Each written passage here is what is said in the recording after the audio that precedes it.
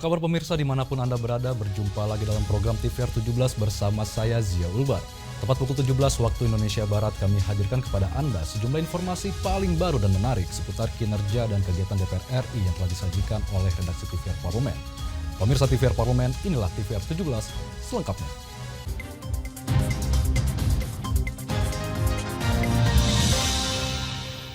Pansus Haji terus mendalami permasalahan yang terjadi saat pelaksanaan ibadah haji 2024. Anggota Pansus Haji mengatakan ada selisih biaya penyelenggaraan ibadah haji 2024 yang cukup jauh dari yang sudah disepakati antara DPR RI dan pemerintah.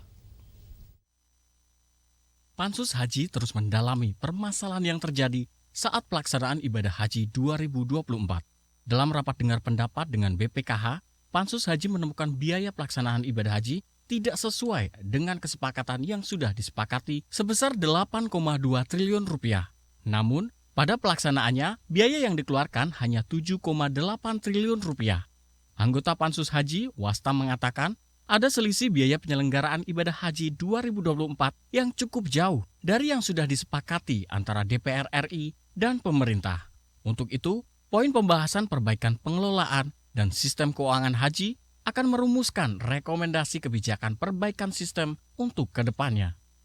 Dari yang diminta sama Kemenak ke BPKH itu totalnya sekitar 7,8 triliun. Sementara yang sudah disepakati antara Kemenak, DPR RI dan BPKH waktu itu adalah sekitar 8,2 triliun. Jadi ada selisih kurang lebih sekitar 400 triliunan.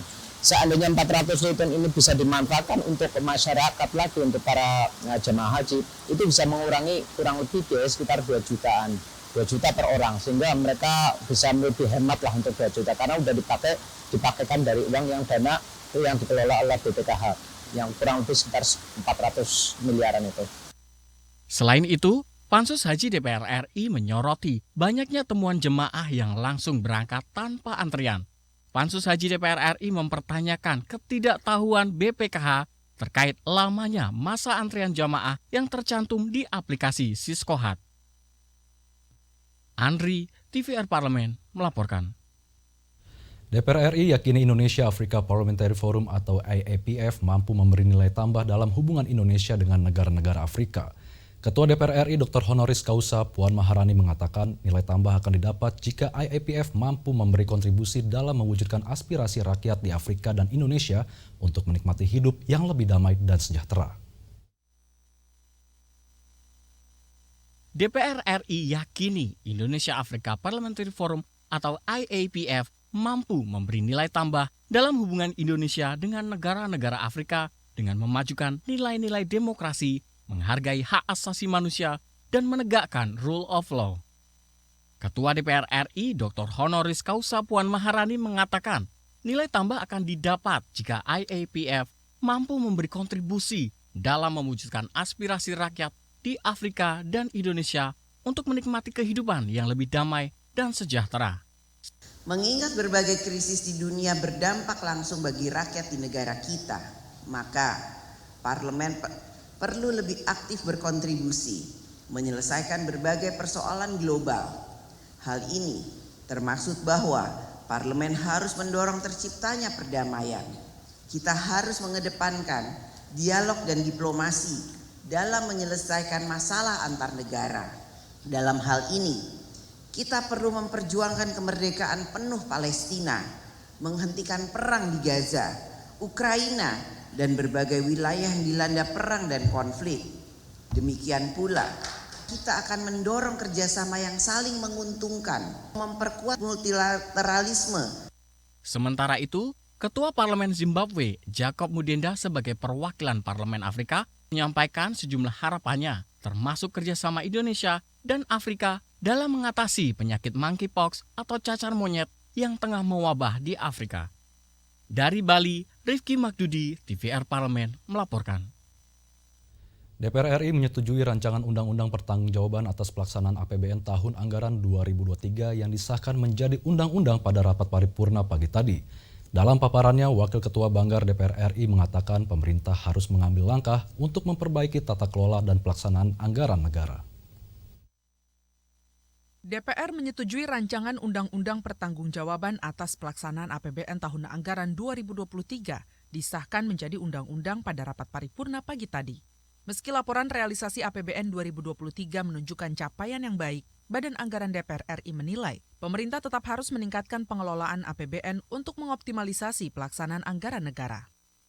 Dalam paparannya, Wakil Ketua Banggar DPR RI Muhyiddin Muhammad Said mengatakan, untuk memperkuat ekonomi serta meningkatkan ketahanan fiskal yang sehat dan berkelanjutan, pemerintah juga diminta untuk menetapkan ukuran dan indikator keberhasilan pelaksanaan belanja kementerian lembaga, guna penerapan kebijakan spending better belanja negara yang lebih akurat.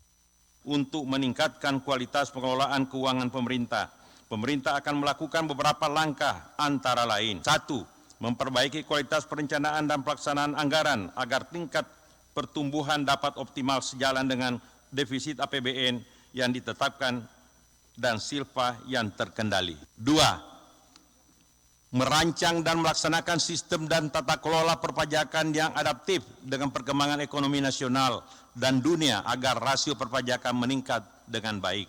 3. Memperbaiki kebijakan PNBP untuk mengoptimalkan PNBP, meningkatkan tata kelola dalam proses bisnis, meningkatkan inovasi dan kualitas layanan pada masyarakat serta menjaga keberlangsungan lingkungan hidup sekitarnya.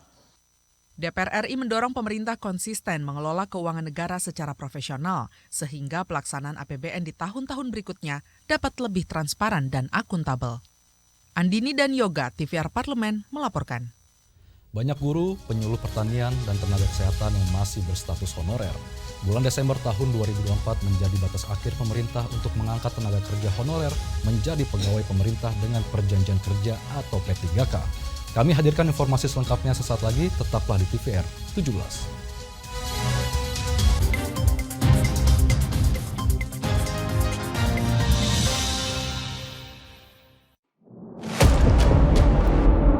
Sini ditambang. Konflik yang terjadi, Warga sini tidak mengizinkan.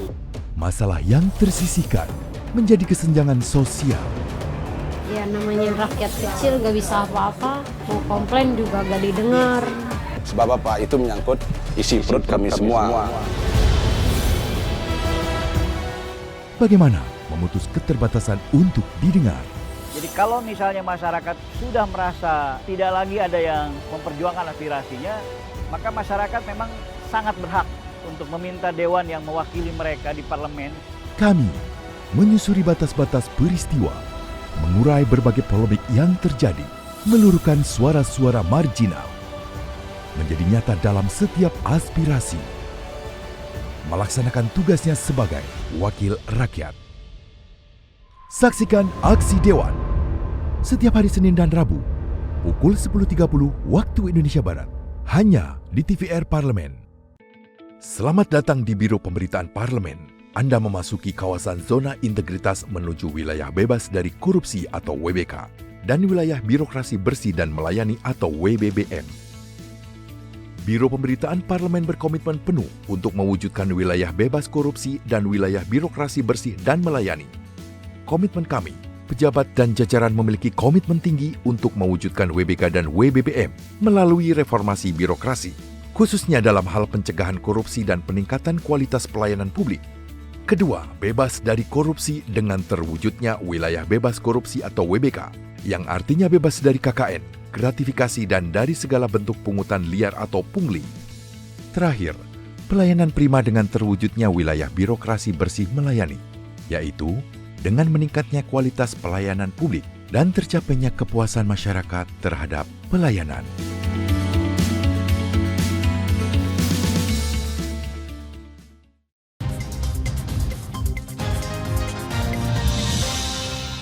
Anda kembali di TVR 17, pemirsa. Sebanyak 1,7 juta tenaga non-aparatur sipil negara akan diangkat menjadi P3K tahun 2024. Komisi 2 DPR RI mendesak Kementerian Pan-RB dan Badan Kepegawaian Negara untuk menggarap aturan turunan dari Undang-Undang ASN.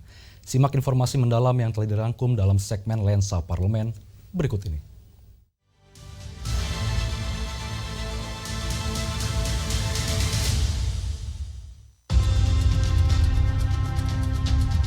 Tenaga honorer atau non-ASN sejatinya memiliki kontribusi positif dalam pembangunan pemerintah. Guru, penyuluh pertanian, dan tenaga kesehatan banyak yang masih berstatus honorer. Mereka rela berjibaku untuk negara meski status dan gajinya belum sesuai harapan. bulan Desember tahun 2024 menjadi batas akhir pemerintah untuk mengangkat tenaga kerja honorer menjadi pegawai pemerintah dengan perjanjian kerja atau P3K. Sebanyak 1,7 juta tenaga non-ASN akan diangkat menjadi P3K tahun 2024. Pembahasan mengenai mekanisme pengangkatan tenaga non-ASN itu dilakukan dalam rapat kerja Komisi 2 DPR RI bersama Kemenpan RB dan BKN pada akhir Agustus lalu. Dalam rapat ditetapkan bahwa setiap tenaga non-ASN yang masuk dalam database BKN wajib diangkat menjadi P3K. Berkaitan dengan itu, Komisi 2 DPR RI mendesak Kementerian Pan RB dan BKN untuk menggarap aturan turunan dari Undang-Undang ASN. Anggota Komisi 2 DPR RI Agung Widiantoro menilai peraturan turunan dalam bentuk peraturan menteri tidak cukup kuat untuk mengawal pengangkatan tenaga non-ASN. Menurutnya, pemerintah harus berkomitmen memastikan pengangkatan melalui peraturan pemerintah. Kalau diatur hanya dengan peraturan setingkat peraturan menteri, hitungan atau umur pemerintah yang sekarang ini tinggal menunggu waktu. 2 bulan lagi akan berakhir. Padahal kesepakatan bersama bahwa Desember 2024 semua pegawai pemerintah ini setidaknya sebanyak 1.300.000 sisanya ini bisa dituntaskan. Nah, saya berharap terbitkan peraturan pemerintah yang dijadikan aturan pelaksanaan Undang-Undang ASN ini secepat mungkin. Ketua Komisi 2 DPR RI Ahmad Doli Kurnia Tanjung mengungkapkan, melalui peraturan pemerintah, maka pengangkatan tenaga non-ASN dapat lebih terjamin.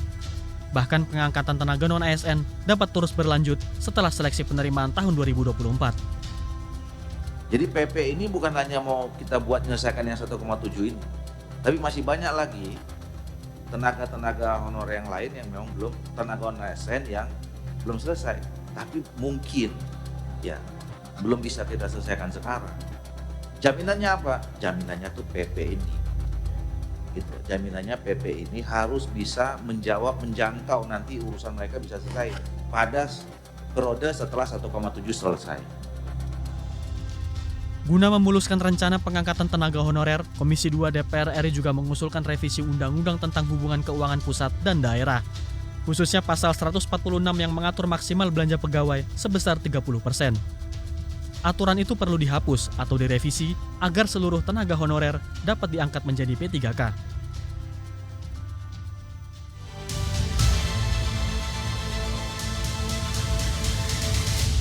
Dalam penyelenggaraan Indonesia Africa Parliamentary Forum atau IAPF, BKSAP DPR RI menyoroti tingkat partisipasi perempuan di parlemen negara-negara Afrika.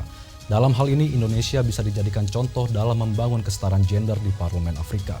Informasinya sesaat lagi, tetaplah di TVR 17.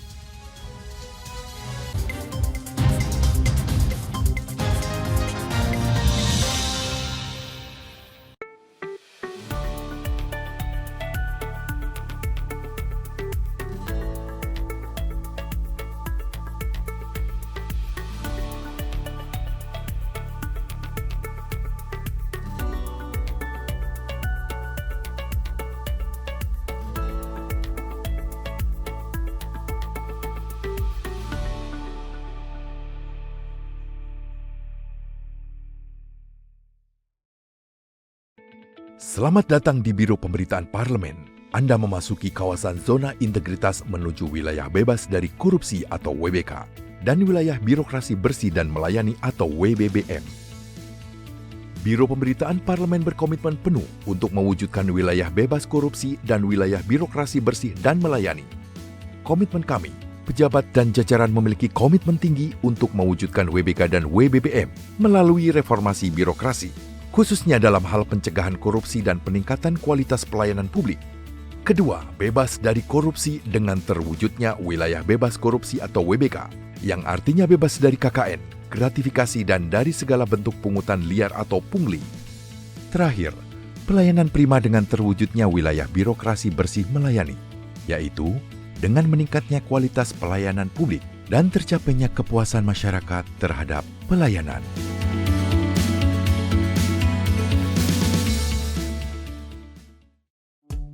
DPR DPR RI memiliki fungsi diplomasi dalam menjalankan politik luar negeri sesuai dengan pasal 116 Undang-Undang MD3. Kontribusi aktif BKSAP DPR RI memainkan peranan penting dalam memenangkan persaingan global melalui IPU, IPA, IPPF, IPA, dan PUIK. BKSAP memiliki komitmen yang tinggi dalam krisis kemanusiaan dunia. Fungsi diplomasi dijalankan untuk mendukung upaya pemerintah dalam melaksanakan politik luar negeri.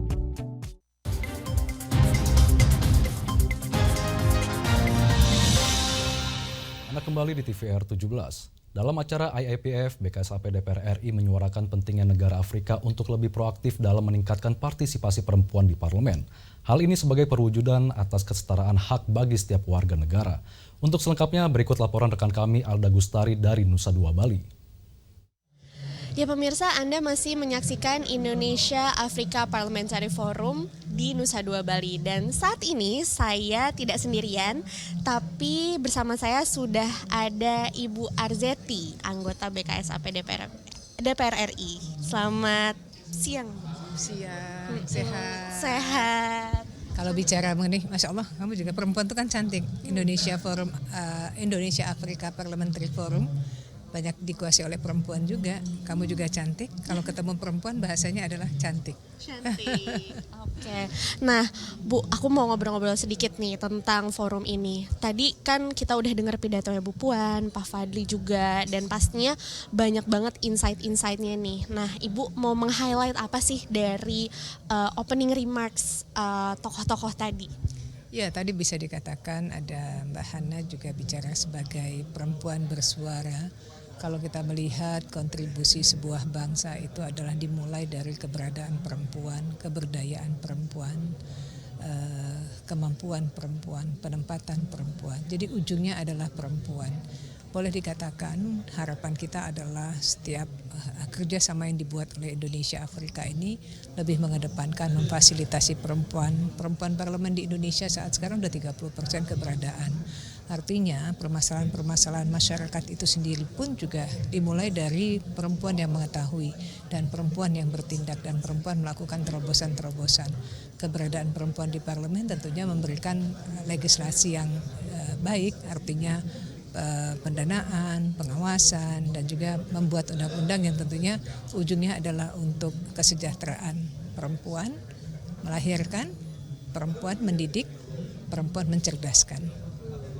Bu, tadi kan kalau misalnya tadi aku dengar speech-nya dari Hana Keraf itu salah satunya adalah tentang pemberdayaan perempuan. Nah, kenapa sih menurut Ibu pemberdayaan perempuan tuh jadi penting banget, apalagi di parlemen? Ya, tadi dikatakan bahwa keberadaan parlemen itu adalah membuat anggaran, mengawasi jalannya pemerintahan, dan membuat undang-undang yang diperuntukkan, kalau saat sekarang Mbak Hana bilang adalah pemberdayaan perempuan. Jadi ketika terjadi permasalahan dalam perempuan, baik itu pelecehan, baik itu kekerasan, baik itu kurangnya tingkat pendidikan dan kecerdasan suatu bangsa itu adalah dimulai dari perempuannya yang berdaya. Jadi memang tadi dikatakan sangat penting, terutama di dalam parlemen yang memang merupakan satu tupoksi besar untuk mengawal keberadaan perempuan, sehingga perempuan-perempuan bisa kita lihat saat sekarang begitu bervariasinya dan begitu memiliki kesempatan yang boleh dikatakan sama dengan keberadaan laki-laki. Nah, menarik nih, tadi Ibu sempat bilang tentang keberadaan perempuan itu sekarang udah hampir sama. Kalau kita lihat di Indonesia kan banyak sekali anggota DPR ini udah perempuan. Bu Puan sendiri juga perempuan kan sebagai ketua DPR.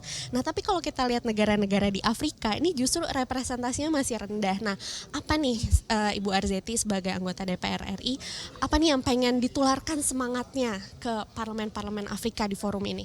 Iya, dengan kita tahu bahwa di awal pertama Indonesia Afrika Parlemen di Bandung dibuat oleh Presiden pertama kita Bapak Insinyur Soekarno, dan keberadaan Mbak Puan ini kan mengharmonisis lagi, mengingat kembali dan memberikan semangat kebersamaan untuk ayo Afrika akan bisa menjadi seperti yang sudah dilakukan oleh Indonesia. Jadi 30% keberadaan parlemen di Indonesia ini juga merupakan satu contoh untuk Afrika pun bisa mampu melakukan itu. Sehingga kemudian kalau besok kan Mbak Puan, parlemen juga akan mengajak parlemen dari Afrika juga untuk berkeliling melihat gitu, terutama di Bali ini kan kita bisa melihat betapa sumber daya manusia terutama perempuan itu sangat berdaya. Ini merupakan contoh pasti yang jelas yang memang mereka bisa lihat secara nyata, dan keberadaan perempuan itu ternyata bisa mendorong negaranya menjadi lebih baik dan maju. Terima kasih ya Bu Arzeti atas waktunya. Ya pemirsa, itu tadi bincang-bincang saya dengan Bu Arzeti, dan tetap saksikan IAPF 2024 hanya di TVR Parlemen. Selanjutnya pemirsa, apa saja yang menjadi sorotan di media online nasional pada hari ini? Usai jeda, tetaplah di TVR 17.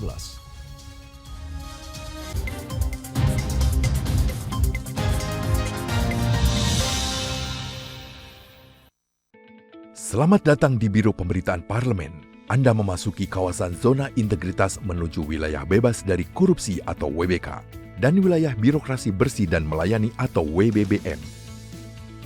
Biro Pemberitaan Parlemen berkomitmen penuh untuk mewujudkan wilayah bebas korupsi dan wilayah birokrasi bersih dan melayani. Komitmen kami, pejabat dan jajaran memiliki komitmen tinggi untuk mewujudkan WBK dan WBBM melalui reformasi birokrasi, khususnya dalam hal pencegahan korupsi dan peningkatan kualitas pelayanan publik. Kedua, bebas dari korupsi dengan terwujudnya wilayah bebas korupsi atau WBK, yang artinya bebas dari KKN, gratifikasi dan dari segala bentuk pungutan liar atau pungli. Terakhir, pelayanan prima dengan terwujudnya wilayah birokrasi bersih melayani, yaitu dengan meningkatnya kualitas pelayanan publik dan tercapainya kepuasan masyarakat terhadap pelayanan.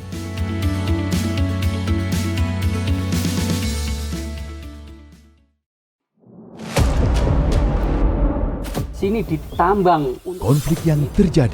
Sini tidak mengizinkan. Masalah yang tersisihkan menjadi kesenjangan sosial. Ya namanya rakyat kecil gak bisa apa-apa, mau komplain juga gak didengar. Sebab apa? Itu menyangkut isi perut kami semua. Bagaimana memutus keterbatasan untuk didengar? Jadi kalau misalnya masyarakat sudah merasa tidak lagi ada yang memperjuangkan aspirasinya, maka masyarakat memang sangat berhak untuk meminta dewan yang mewakili mereka di parlemen. Kami menyusuri batas-batas peristiwa, mengurai berbagai polemik yang terjadi, meluruhkan suara-suara marginal, menjadi nyata dalam setiap aspirasi, melaksanakan tugasnya sebagai wakil rakyat. Saksikan Aksi Dewan setiap hari Senin dan Rabu pukul 10.30 waktu Indonesia Barat, hanya di TVR Parlemen.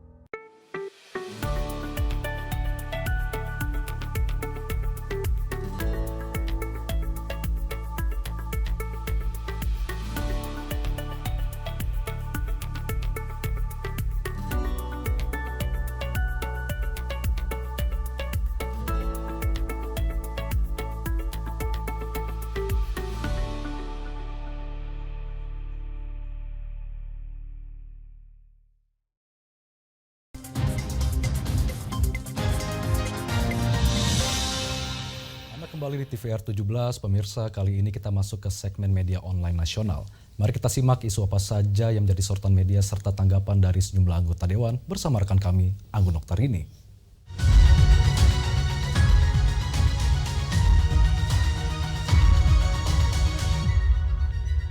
Terima kasih rekan Zia dan halo apa kabar pemirsa, berjumpa lagi. Di sini kita akan membahas terkait dengan headline media online dan ada pembahasan yang pertama ini mengenai dari Fadli Zon, dorong dukungan terhadap kemerdekaan Palestina untuk ciptakan perdamaian global. Ini ada di beberapa media nih pemirsa, ini ramai sekali dibahas terkait dengan Ketua Badan Kerjasama antar Parlemen DPR RI Fadli Zon dalam Forum Parlemen Indonesia Afrika soroti pentingnya dukungan global terhadap kemerdekaan Palestina sebagai upaya Indonesia dan negara-negara Afrika dalam menciptakan perdamaian dan keadilan dunia.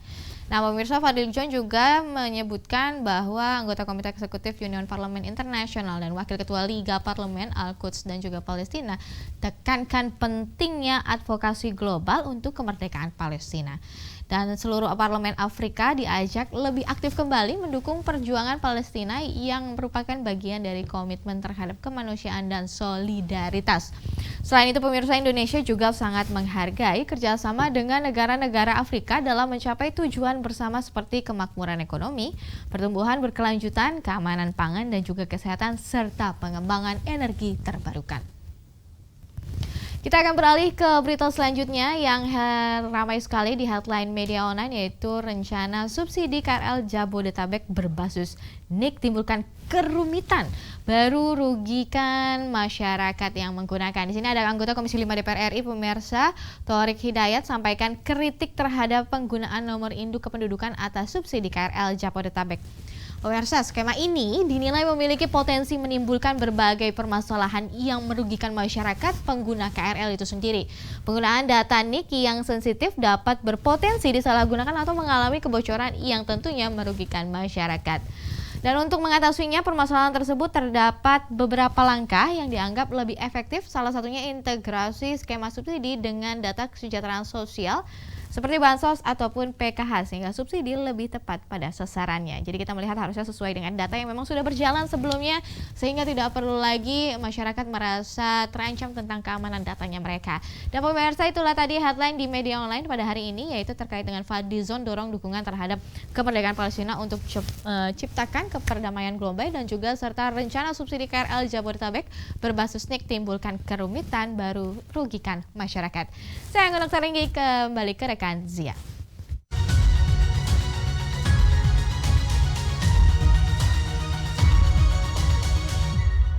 Terima kasih rekan Anggun yang telah menyampaikan sejumlah update sorotan dari media online nasional pada hari ini. Dan pemirsa, segmen media online tadi sekaligus menutup program TVR 17 edisi sore hari ini. Saya Zia Ulbar beserta seluruh kru TVR Parlemen yang bertugas mengucapkan terima kasih dan pamit undur diri dari hadapan Anda. TVR Parlemen, referensi Indonesia.